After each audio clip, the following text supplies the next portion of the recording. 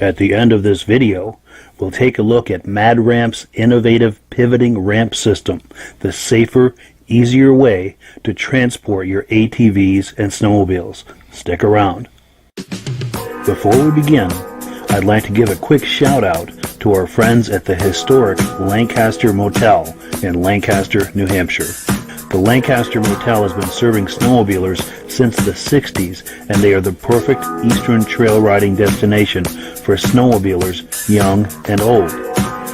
The Lancaster Motel is right on Corridor Trail 5 in Lancaster, New Hampshire, with plenty of parking for vehicles, sleds, and trailers. Plus, the Lancaster Motel is within walking distance of Crane's Snowmobile Museum, plus restaurants, shopping, entertainment, and more. Click the link in the description to learn more about the Lancaster Motel. Good evening and welcome to the podcast. I'm really glad you're here tonight.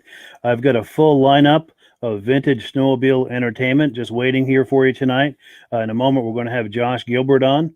But before we do, I want to make sure everything is working properly. So if you can see my face and hear my voice, I'm going to ask you to make a comment in the comment section. Let me know where you're viewing this from.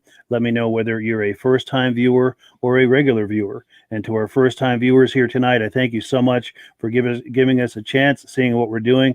I hope that you like what you see and that you'll decide to join us every week. We're on here every Thursday night at 9 p.m. Eastern Time. And to our regular viewers, for instance, Bombard, Floyd, and Lisa. These guys are on here every single week. I thank you guys so much for coming on and being a part of this. It really makes this thing work, and it just means a lot that you're on here every week. I will ask you a small favor. Anyone who's watching this, if you're enjoying it, if you could share this on your profile or on a friend's profile, if someone who you think that might enjoy this, or you could send it to them as a private message.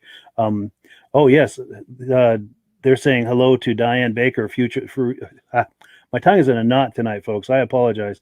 But Diane Baker is a future Hall of Famer in the Eastern Snowmobile Racing Hall of Fame. And we are getting a load of comments tonight. Let's get right to them.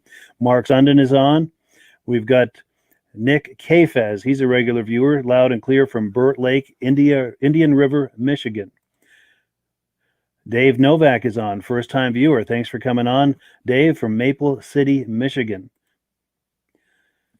We have Dominic and Anthony Kane, first-time viewer from Michigan, and the snow is coming down. Glad to hear it. We've got regular viewer John Spranger Jr. on. He is a regular on the show, and he's got 9 inches of snow today in central Wisconsin. The trails are finally open. He says we look great and sound great. Well, that is good to hear. We have Jamie Whitaker on, second-time viewer listening from Williamsburg, Ontario. We've got my good friend Steve Dickinson on. Thanks for coming on, Steve. We've got to get Steve on the show one of these days. He's got an amazing collection you guys are going to just love to see. He's a big cat guy, as am I, by the way. Loud and clear, Bombard 317, Lake George, New York. That's the home of the Mini Haha. I was on that many, many years ago. Scott Verdon, regular viewer from Michigan. George Zandbelt, coming in loud and clear, Winchester, Ontario. Michael Mangine from Pennsylvania. Thanks for coming on, Michael. Craig Stahl from Washington State, out west. Outstanding. Ben Burke from Reno, North Carolina. Reno, Nevada. Okay, correction there. Alden Banks from Bristol, New Brunswick. Our good friend Brian Robillard from Putnam, Connecticut. I've got a video that he shared with me. We'll be looking at a little later in the evening. But Brian is a good friend of this program. He's a regular contributor, and we really appreciate that.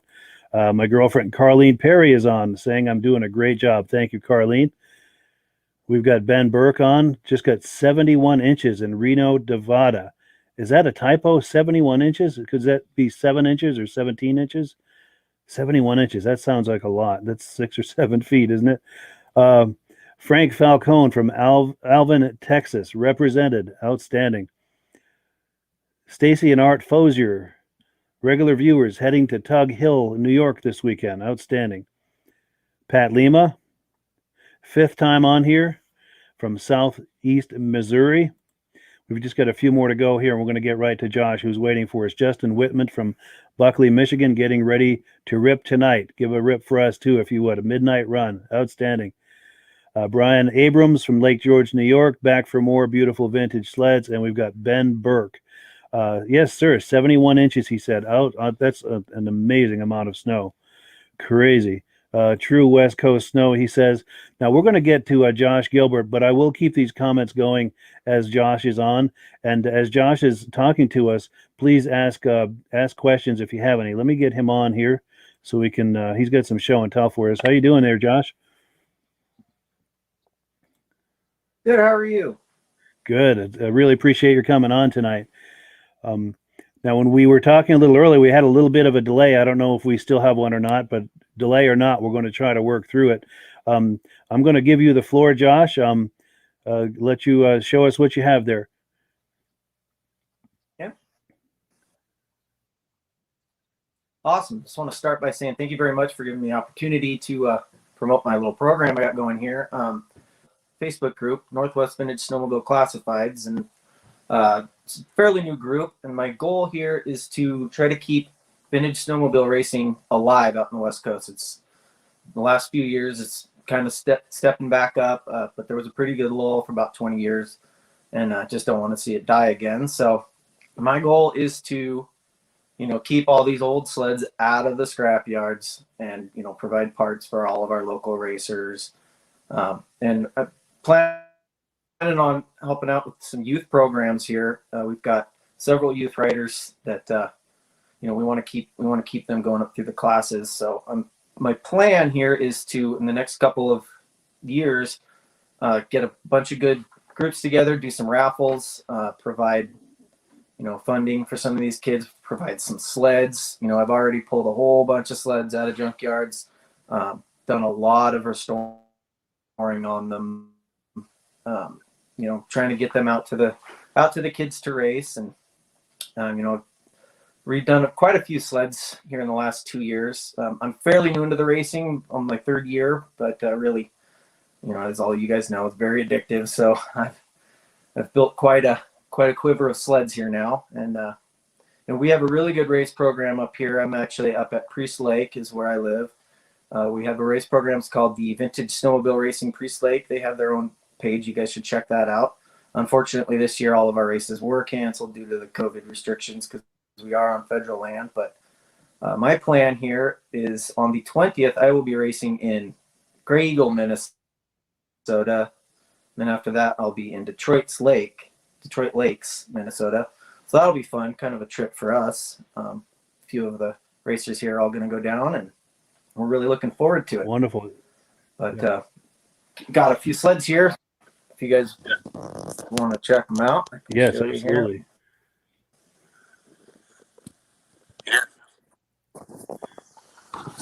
And while you're turning that around, Here, my Josh, race I'm going to trailer put a now. graphic So, up so here's people my- can see the Facebook group that you have. It's a really good Facebook group. If you like vintage sleds, do check that out. And he's got his camera turned around, so I'm going to give the floor back to him. By all means, continue, Josh. All right, so this is my IFS sled that I'll be racing here in Minnesota next week. It's a 1980 TXL 340 chassis, fully modified, kind of into a cloned RXL. A lot of work was done to this. I actually bought this out of Michigan here last year. I'll be out testing it on the local lakes this weekend. Sled really hooks up and rides nicely, but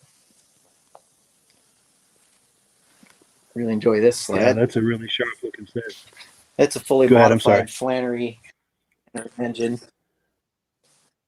That's a fully modified Flannery engine with Troy Pierce pipes and a bunch of Troy Pierce work done to it. So looking forward to running this one. But I also run a few. I'll turn around here. Here's all my stalkers and some projects. Like my kid runs this little 120. He was looking forward to racing this year. Unfortunately, it's not going to happen, but sure. Next year is another year. And then I got an Enticer, an Exciter, then Project TX, and then a TNT that I was turning into a oval sled. Kind of quit on that when the races got canceled. I'll get back to it. Sure. My spare RXL hood back here.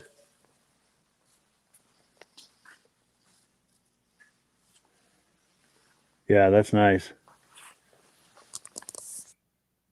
Yeah, and then back in the race trailer here. That's pretty much what I have. Yeah, that's really nice, Josh. I appreciate you sharing that with us. Yeah, that's cool stuff. So how long did you say you've been racing? You're racing the whole circuit basically across the northern US or the Midwest and the West, or? Well, I've raced once in Oregon this year so far, and then everything else has been canceled. So I'll be heading to Minnesota on the 20th to race 2 races there, 2 weekends back to back. Yes. And then one of my race buddies just got back to Eagle River. He raced in the World Championships and won his class in 300 super mod. So he'll be at Minnesota as well. Nice. Yeah, I wish you guys the best of luck with that. That's really exciting. And when are you heading for Minnesota? Yeah, thank you. You're out west now, right? Are you in Washington or Oregon or? I am northern Idaho. Idaho. Very tip of Idaho, Okay. on the Canadian border. So we'll be, my trailer and sled will be leaving here on the 15th and heading that direction. I'm flying there on the 18th. Gotcha. And I'm sure you probably told me already that you're in Idaho, but the audio is kind of cutting out and there's a bit of a delay. And I apologize both to you and to our listeners and viewers that we're having trouble with the audio, but it's still nice to have you on and see what you've got there. You get some really nice sleds. Well, thank you. Well, cool. And before we finish, I'll just put that graphic up again of that Facebook group that you're doing. And I encourage people to visit his Facebook group. There's a link to it in the description. By all means, check him out. If you want to look at sleds for sale and sleds wanted or want to post in there, it's a great place to post some vintage sleds. But go ahead, Josh. We were about to say something? Oh, yes. I was just going to let everyone know that these races will be live on Central Minnesota Pond Racing's Facebook page, too, if anybody wants to watch. Yes. I've been carrying that feed sometimes. Yeah, that's great. That's good. You're going to be a part of that. And when you see Mike Mahar, do tell him we said hello. He's a good friend of ours. He's a good friend of this program. Yeah. Nice. Yeah, he's a great guy, isn't he? Perfect. And we'll have him on this program at some. Well, cool. Well, yeah, I thank you so much for coming on, Josh, and I wish you the very best with your racing career, both this year and years to come. Appreciate it. Thank you very much. Appreciate your time. All righty. Well, that was Josh Gilbert, and it was really nice to have him on the program. And I'm on the wrong screen. Here we go. Let's take a look at our menu for what we have tonight. We've got a few announcements, and then we're going to look at Louis Lunn being inducted into the Eastern Snowmobile Racing Hall of Fame in the year of 2018. So let's take a look here at the announcements. Wanted to let you know that we do offer advertising on this program, and we have packages as low as $299 per month, and you can be on here every single week. We'll show some graphics. All you have to do is supply me with graphics, digital images, and we'll talk up your business on each episode and give you some good exposure for your business. If you're trying to market to vintage snowmobile enthusiasts, this could be a really nice marketing avenue for you. So let's get into some announcements here. We have Craig Stahl sent me these images earlier today, and he's wondering what would be the value of this 1978 Arctic Cat Panther. So if you have an idea of what the value of this might be, please leave a comment. In fact, I want to get caught up on our comments here. Jean-Noel Champagne says 15 inches of snow in Quebec City. That's great news. Christian Mangines got a 1980 Ski Doo. We'd love to have you on sometime if you're interested. Steve Riasek says remake old Yamaha race parts. You'll make a killing. Robert Leclerc, are you looking to buy a Ski Doo? I'm not, but I'm sure somebody is. If that makes me think of that, Robert. I'm glad you posted that, because if people have items for sale or items wanted, feel free to post it in these comments and check in every few days, because this podcast not only airs live, but it lives on for maybe a week or so to come. People continue to find it on the internet, and do come back and check the comment section of this video, and you may find that someone has responded to one of your posts, or you may see things on there, someone looking to buy or sell an item that might be of interest to you. Robert Leclerc, am I from Canada? Oh, that's a good question. I'm on the Canadian border. I can literally throw a rock into Canada. I'm on the Vermont-Quebec border in Derby Line, Vermont, and I am both a dual and a dual citizen of the U.S. and Canada. All my relatives are from Canada. So yes and no would be the answer to your question. Joe Makowski is here from Thompson, Connecticut. Thank you so much for coming on. Appreciate your coming on, Joe. All right, let's look at some more of the announcements here. We have, oops, I forgot to remove that last comment. We've also got Dominic Anthony Kane, Northway Parts wanted in Michigan. Send him a message. Cool deal. All right, so back, I'm sorry, I'm bumbling around here in the interface. Craig Stahl was also asking what might be the value of this 1984 Motoski Mirage 2. So if you have a sense of what something like that might be worth, just post in there in the comments what you think that might be worth, and Craig will love to see that. Now, we've also got some snowmobiles for sale. Now, these are snowmobiles for sale by the owner of Crane's Snowmobile Museum. These are snowmobiles that were on display in the museum, and he's looking to sell a couple of them. He's got a Arctic Cat Panther there at the museum, and he's got an older Polaris, one of the early rear-engine snowmobiles for sale. You see the number on the screen there. Just call and ask for Paul Crane. He's the owner of the museum at 603-443-7272. Now, we also have an update. You may remember from a couple of weeks ago, we had Remy on here. He was talking about his campaign to bring back the Ski Doo Elan. Well, Remy has an update for us. He's been in touch with the people at Ski Doo, and they replied to him. This is a screenshot of the letter they wrote him, or the email they wrote him. It's in French, but he translated it for us. It says, "Hello, this is just a note to confirm that Mr. Boisjoli has passed your idea on to the product planning group. Someone should be back in touch with you in the next few weeks. Best regards." So this is in play now. You never know. We may just convince Ski Doo to bring the Elan back, which I think would be a great idea, to have a low-price sled that's agile and can go just about anywhere. As much as we love those powerful long-tracked powder sleds, those things are a lot of money and they're really heavy. And I think there's a place in the lineup for a low-priced, lightweight, agile Ski Doo to bring back the Elan, whether they retool the last model of the Elan, the 95 or the 96, or if they start from scratch with a modern interpretation of an Elan. Either way, I'd love to see it. One last thing about Remy and his Elan. We had a look at his Elan when he was on a couple of weeks ago. He's since put some new graphics on it. Check out the new graphics he's got on his hood of that Elan. How cool is that? Let's check the comments here real quick. Get caught up on comments.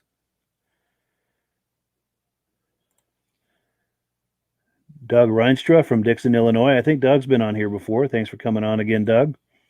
Robert Leclerc Roofing. Cool deal. Do a search for that online if you're curious about it. Yes, Dominic says bring back the Elan and the Honda three-wheelers. Definitely. Cool deal. Now, what else would we have for announcements? Also wanted to let you know that sadly, let me remove that graphic. Sadly, the Crane Snowmobile Show that was scheduled for this Saturday, the 6th, has been canceled due to COVID, which is a real bummer. Really sad to see that, but we totally understand. We have to do what we have to do with COVID and everything. But do keep that in mind for next year. This is one of the great vintage snowmobile shows of the East, and they have it the first Saturday of February every year. It's in Lancaster, New Hampshire, and if you're planning to come to this show, you want to stay at the Lancaster Motel in historic Lancaster, New Hampshire, which is just a short walk from the show. Now, the show is just outside the museum, so you've got all of the sleds that the exhibitors have brought over to view. Plus, you can go inside the museum and look at the sleds in the museum as well. It's a heck of a day. It's a lot of fun. So let's get back to the program here. We're going to look at Louis Lunn being inducted into the Eastern Snowmobile Racing Hall of Fame. Here we go. Mr. Louis Lunn.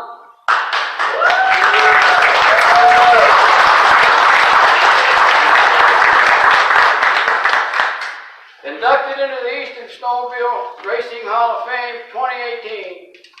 Raced only one time in a USSA race in 1970 when he began competing on a big 3-cylinder Polaris 650 Spitfire in 1971. Raced in both Mod 4 and Mod 5 on a Mod 4 sled. He wore number 9 and number 10 bibs during his racing career. Won in both Mod 4 and Mod 5 events at Cumberland, Maine on a day that didn't go above 26 below zero. Louis missed winning in Mod 4 at the 1971 World Series in Boonville, New York by just 2 seconds behind Jim Burnett. First year racing. Was invited to join Team Chaparral as a test pilot, working closely with Bobby Unser on the development of their revolutionary independent front suspension system for 1972. There's not a sled built today that doesn't have an IFS suspension. And that gentleman right there was the first guy to ride one.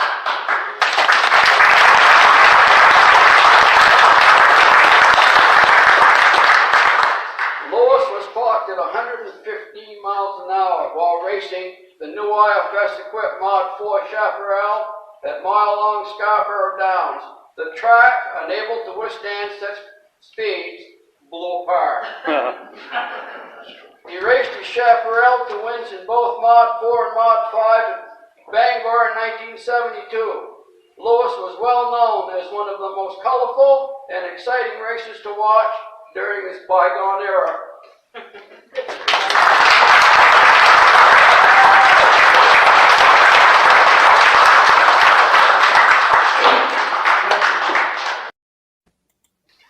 Okay, now it's time for the story, I think. Tell a story. Yeah, I think so. All right. If I might.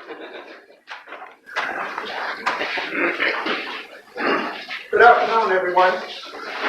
First, I want to say thank you for coming today. A special thanks to my wife, Joyce, twin daughters, Joan and June, my son, Leonard, along with my 8 grandchildren and 2 great-grandkids, Aurora and Andrew, 2 little diamonds. And also thanks to Paul Graham, and Midge for all they have done. I just said that in a minute. To promote snowmobiling and for recognizing us snowmobilers. Just want to thank you too so much. It's just without you doing this, we'd be still in the closet somewhere. I'd like to thank Bob Clark, our race director, for all of his guidance, really do, and for keeping us on the straight and narrow, or at least trying to.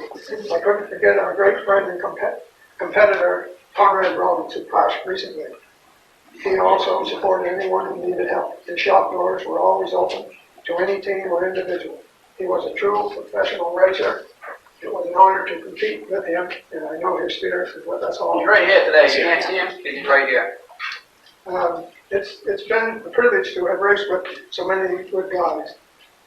A special thanks to the two competitors, Gerald Merrill and his wife Joni, and Nelson Taylor and his wife Sheila, who raced actually right on the team through my class and stuff. So right with us all the time. I also want to thank Bill Kane. I wouldn't have this. Let me tell you this story. Anyone knew my dad, everything leads to a story. But anyway, I got invited to do the racing for Dick Wilkie, just a little private dealer in Harvard, Mass. And I'm doing mostly drag racing then. And I wanted to do racing, I guess, and had a little bit of good luck. So I got a call from Harrington King, who wanted to know if I was race for, he was a distributor for players, for them through the back by the factory. So he wanted me to come down and meet with him. So, when a guy's young, I guess he gets a little cocky and stuff. Maybe I was. So anyway, the talking Polish, what they do, and the support I was getting stuff. And I said to him, when I was walking out the door, I turned around and said, to tell you something, if I race for you, and you're Mr. Bill King, I want to be called Louis the King. I win some races. And that didn't make it. So anyway, so special thanks to Bill King for these support and stuff. I owe a special thanks to all the fans who followed our racing, and there was a lot of them for all the guys that put on the show, and we want to thank them so much. Their support is really appreciated. I also want to say, Jim and Alicia, they'll be watching this from a distance, and I missed you today. So I told them I would say that, so they thought they had to be somewhere else. I always felt at home when I came to Lancaster. Anyone who knew Mr. Monahan's shop, the shop was always open to our team. They invited us in. Oh, God. So, We made some good friends. yeah, we thank you. And then a little bit of nostalgia. At a race held in 1971, I won't say where, New Hampshire, I got a little aggressive. I think for the first and only time. And according to my recollection, I owe an apology to a gentleman. It seems that I bumped Cal Reynolds' sled, and imagine, I still get razzed about it whenever we meet. It was all in fun, really. Cal was a great competitor, seriously. He added a lot to the sport, and he's a class act. Stand up, Calvin.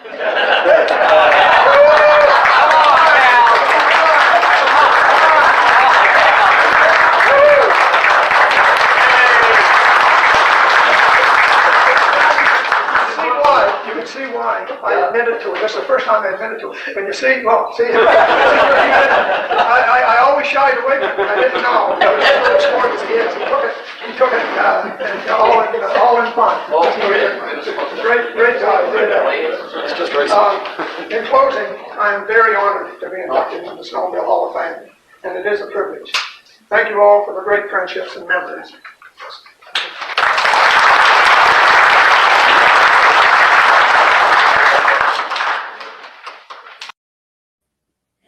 Well, there you have it. The great Louis Lund has been inducted into the Eastern Snowmobile Racing Hall of Fame. That was from 2018. Now, a couple of things to note about that. You heard them talking about he was the one to test and to help develop those first IFS front suspensions, the independent front suspensions. I managed to catch him for an interview after that day, where we went into some depth about what that experience was like, what it was like to drive those sleds. And I asked him whether or not he thought when he first tried those, even in the crude stages, whether or not he thought that might be the future of snowmobiling. Of course, it turned out it was, but you'll see in the interview on a future episode where we get in depth talking about that. Also, that gentleman, that very tall gentleman that stood up, Cal Reynolds, he is a class act, as Louis said. I've met him numerous times, and he was inducted into the Eastern Snowmobile Racing Hall of Fame that same year. In a future episode, we're going to show Cal Reynolds' induction as well. So that's something you have to look forward to. Now, this Eastern Snowmobile Racing Hall of Fame is really catching on, and I hope that you'll come to join us for the next ceremony. Here's some details about the next ceremony. It's going to be at Crane's Snowmobile Museum in Lancaster, New Hampshire on Saturday, September the 11th, 1 p.m. Eastern Time, right there in Lancaster. Now, a couple of things if you're planning to join us with this, and we would love to have you join us. You want to show up a little bit early because you want to have time. This ceremony is at Crane's Snowmobile Museum. So if you show up early, you'll have time to go in the museum and spend some time in there. Take your time, walk around, look at all the sleds. There's over 100 sleds in there, so it's going to take you a little while. That's why you want to get there a little early. You'll also have a chance, if you come early, to mix and mingle with inductees, past, present, and future. You do not want to miss that. That's a whole lot of fun. You can get your pictures taken with them and shake their hand and ask them questions and hear some of the stories as they talk to each other. It's just a wonderful time. The other thing you want to do if you're coming to this is you want to bring lawn chairs. Bring your own lawn chairs because the chairs are not provided. It's just a big open area, so bring your own lawn chairs. Now, if you're coming from any distance for the Eastern Snowmobile Racing Hall of Fame induction ceremony, no other place to stay than the Lancaster Motel. Is just walking distance from the ceremony. And after the ceremony, they have the after party right there at the Lancaster Motel. So everything moves over to the Lancaster Motel, and as that after party winds down, you're just a few steps away from your room where you can go and retire for the evening as the whole thing winds down. It's just a great time. And I hope that you will consider joining us for the next ceremony. It really is a great time if you like vintage snowmobiles, and especially if you're interested in the history of snowmobile racing, especially as it pertains to the East. So what else have we got here? Up next is Brian Robillard's footage from Hobbs Vintage Snowmobile Show. Now, Brian Robillard, if you watch this show on a regular basis, is a good friend of this show. He was the first person to come on here live, and he's going to be coming on here sometime real soon. He's got some more sleds to show us. He happened to be at the Hobbs Vintage Snowmobile Show last weekend in Ossipee, New Hampshire, and he was kind enough to take some footage for us. So let's take a look at that footage he got. This is Brian Robillard here at the 2021 Hobbs Vintage Snowmobile Show.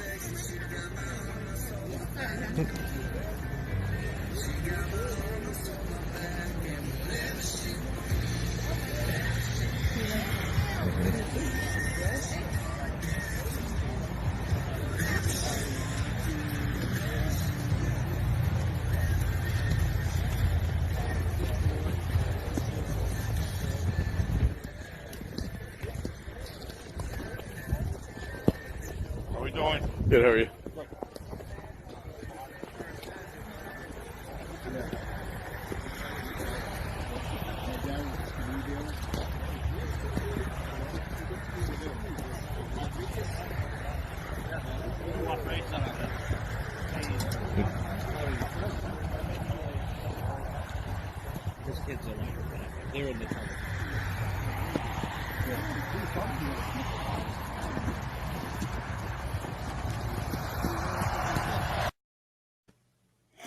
Yes, so thank you so much to Brian Robillard for sharing that footage. That was really nice footage, and we appreciate your thinking of us to do that.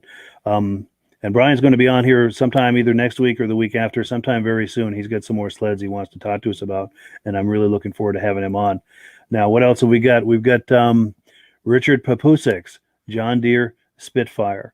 Let's take a look. Now, this is footage that was shared by Richard with me a few years ago for another project I was doing. He talks about this sled as being for sale. Keep in mind that this was 2017, so this sled has probably been long sold, but it's still a really nice example of a John Deere Spitfire. Let's take a look. Well, good evening from the sled shed again. What I'm bringing you tonight is a 1978 John Deere Spitfire.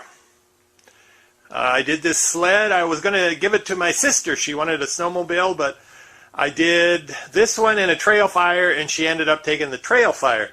So I've got this Spitfire right here. Some of the things I did to this sled, as you can see, it has a brand new custom fitted seat cover. I did put in new old stock attack and speedometer, so it only shows 5 miles. It has a good on and kill switch and dimmer switch. Usually those are kind of bad, but these are good. Has a new gas cap. I put in a new choke linkage on it.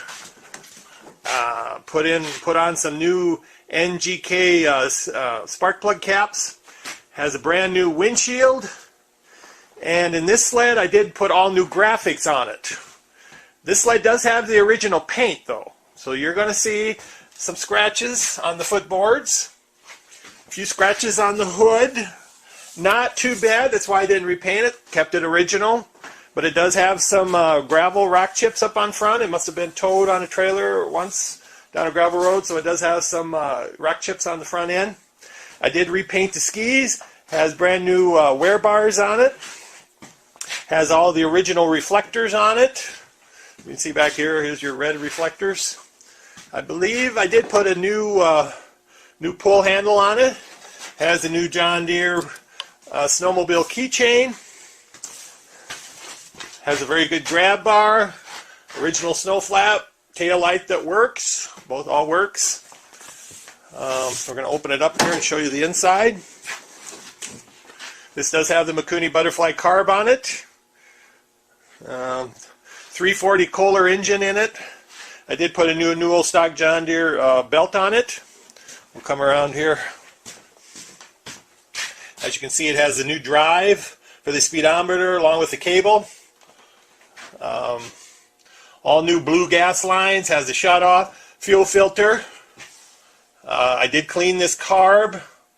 2 times I cleaned it. Make sure it's running right. Has the original air box on it. Can't say much more. I did paint the exhaust so it looks good. Otherwise, this sled evidently doesn't have a lot of miles on it. I didn't know because Spitfires normally never come with a speedometer, but I would say it's a low mileage South Dakota sled.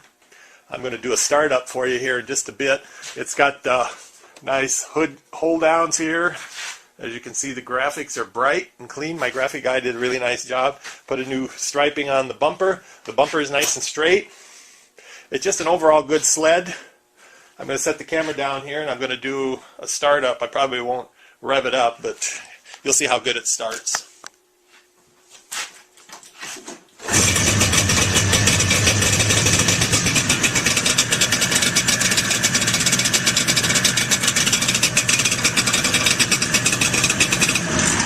Seems like this sled, one pull and it starts. These Kohlers are really a rock solid engine in it. It has a good pull start on it. Like I said, all the lights work. The gauges have lights in them. They're just a fun little sled. I have one of my own that I use for my own. And I even toyed with keeping this sled, but decided I just have too many snowmobiles, so this is going to be on eBay. But as you can see, there's a little bit of wear on the tunnel here from the legs, but it does have the new striping. So it's just a good survivor sled. As you can see, it's not all beat up. These Spitfires normally got really beat up. They got used and abused. But this one is really a nice shape. If you're looking for a John Deere Spitfire, you probably won't find a better one. Give you one more shot here, but thanks again from the Sled Shed.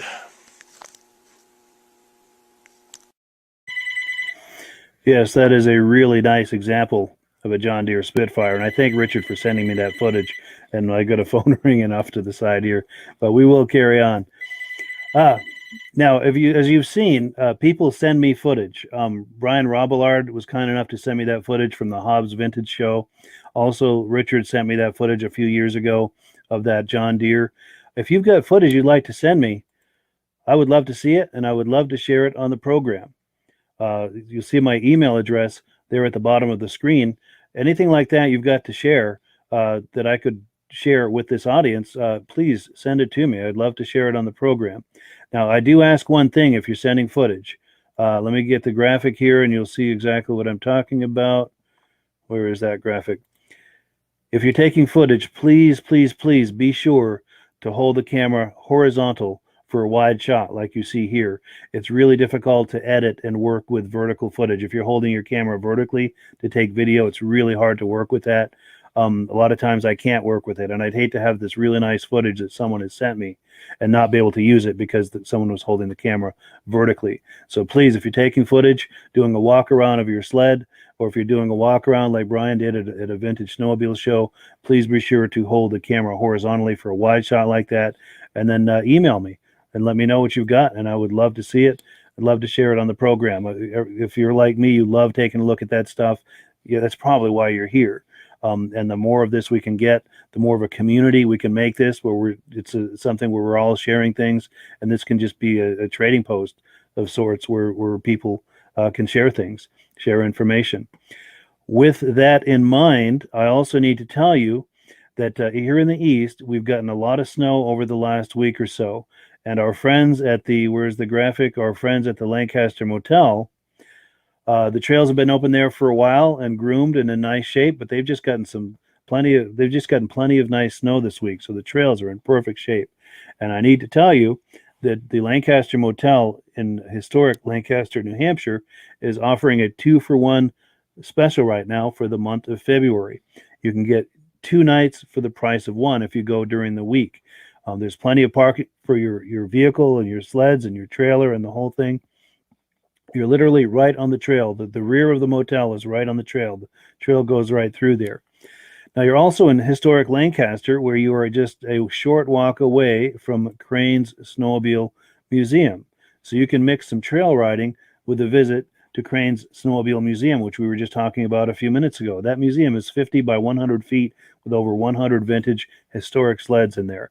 Now, if you're planning to go to Crane's Museum during your trail ride at the Lancaster Motel, you do need to call ahead. Once you've booked your room at the Lancaster Motel, call ahead to Crane's Museum and schedule your time to go in there, because it is by appointment only. While you're in Crane's Museum, be sure to check out the corner of the museum that has all of the plaques on the wall from the inductees in the Eastern Snowmobile Racing Hall of Fame. And then the other quick thing I need to tell you about Lancaster is Lancaster is home of the first snowmobile club in America, founded in 1964. So if you have interest in riding on some of the earliest trails in America, this is the place to go. All you have to do is contact the snowmobile club in Lancaster, the Snowdrifters Club, and ask them which of those trails are the legacy trails, the early trails that people used to ride back in the day. Now, mind you, these trails are maintained in a much better fashion than they were back in the day. Instead of being a single wide trail, they're now a double wide trail, and they're groomed to a modern specification. But still, these are some of the earliest trails that were ridden in the East back in the 60s. It's just a great place to go if you're wanting to combine some history with your trail riding. Now, 2 things you need to do if you want to book book this 2-for special, or if you wanted to, you can also rent a room by the month. If you're living down country and you want to tow all your gear up and leave it there, you can rent the place by the month, rent a room by the month, and all your gear is up there. You just come up every weekend and you don't have to tow everything and have all your suits and helmets and everything.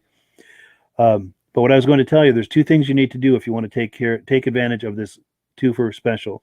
Number 1, you need to have a valid card from a snowmobile club.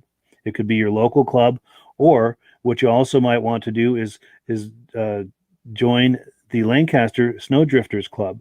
That way you've got a card from the first snowmobile club in America. That's something you could frame on the wall and then keep it as a keepsake for years to come, that you're a member of the first snowmobile club of America. So that's a way to satisfy that requirement of having to show a card that you're a member of a snowmobile club. The second thing you need to do is you need to tell them that you were referred to them by yours truly. These are good friends of mine, both at the motel and the museum.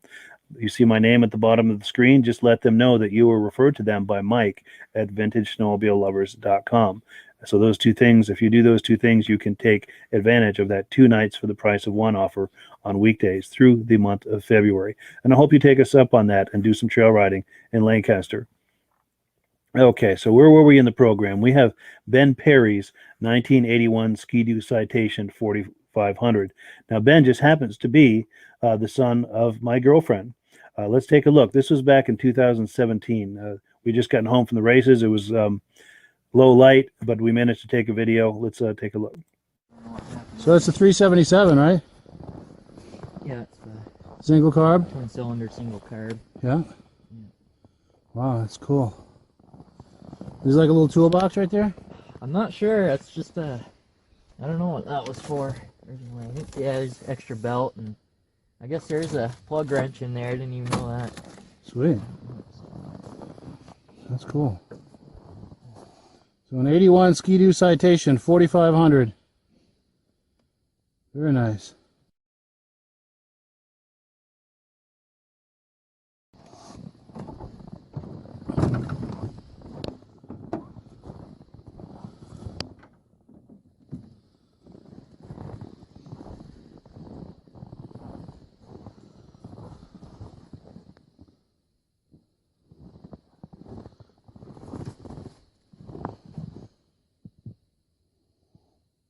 Daisy's going to be famous now. You famous? Huh, baby? You famous? Hi, baby girl.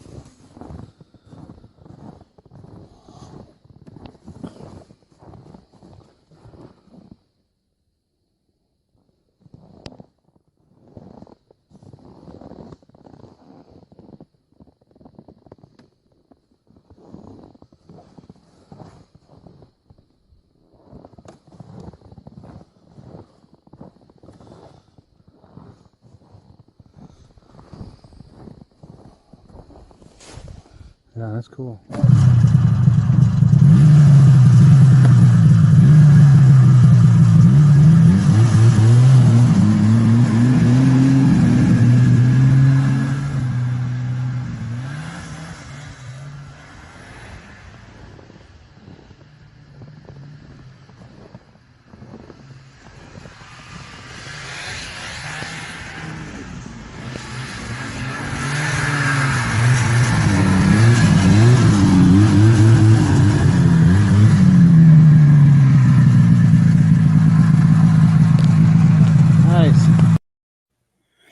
So that was Ben Perry's 1981 Ski Doo Citation 4100. And incidentally, that dog that this video made famous, if you could call it that, sadly, that dog has passed away. Daisy passed away a couple of years ago, which is a very sad thing. She was a great dog, and she is very much missed.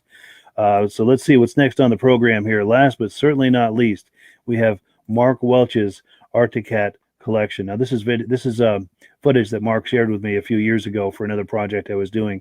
But let's take a look at his cats.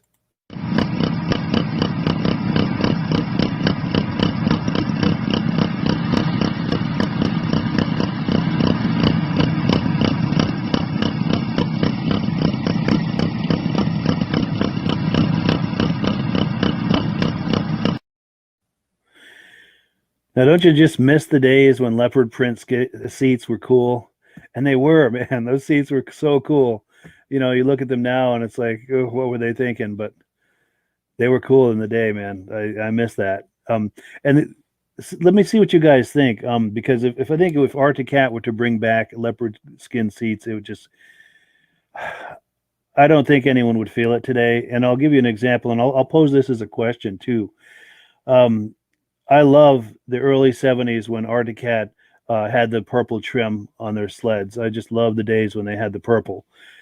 That being said, Cat has brought back purple several times over the years. I think they brought it back in the 90s for a while. They had kind of purple trim on their sleds, and they've got purple trim on their sleds right now. And what do you guys think? Do you feel that? I hate to say it, as much as I love Cat, I'm not feeling the purple.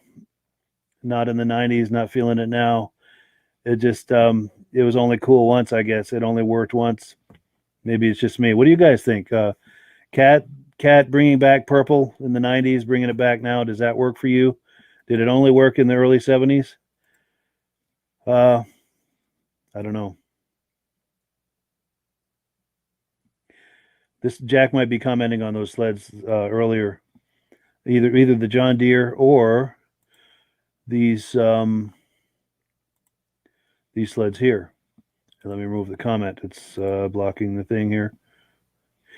He might be commenting on these. But if you have an idea of what the value of these sleds would be, or that John Deere, please leave it in the comments. And as I mentioned before, you are welcome to leave items for sale, items wanted, anything that you'd like to post that is relevant to vintage snowmobiles. Please post it in the comment section and come back a few days later, because for the next week, this video will continue to get many views and many comments.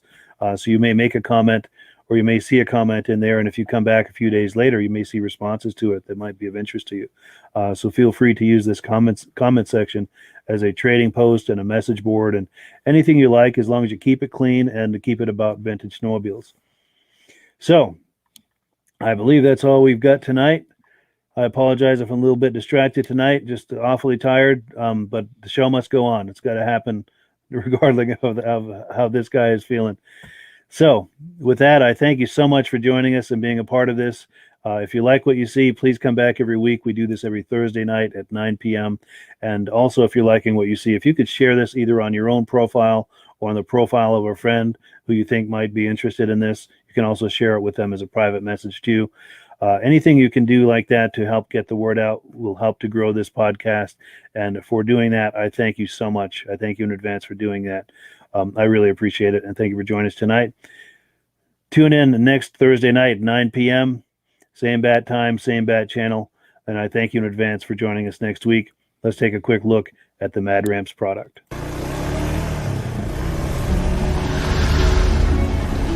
It's the ultimate combination of simplicity and ingenuity. The newest way to load, unload, and transport your ATV or UTV. The Mad Ramps Pivoting Ramp System. Made in the USA and engineered for strength and durability.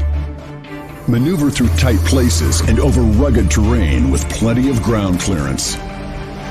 No licensing, no ongoing maintenance costs, and no storage hassles like trailers. Won't slip or move like conventional ramps. Free up more cargo space in the bed of your truck. Securely connects to your truck's receiver hitch. Easily extends for safe loading and unloading. Seamlessly retracts for highway and off-road travel. DOT approved in all 50 states and Canada. Quickly disconnects in under a minute. A unique space-saving storage system. The Mad Ramps Pivoting Ramp System. Go farther. Go faster. Go safer. When you order using the link in the description, I'll send you 3 free Vintage Snowmobile DVDs.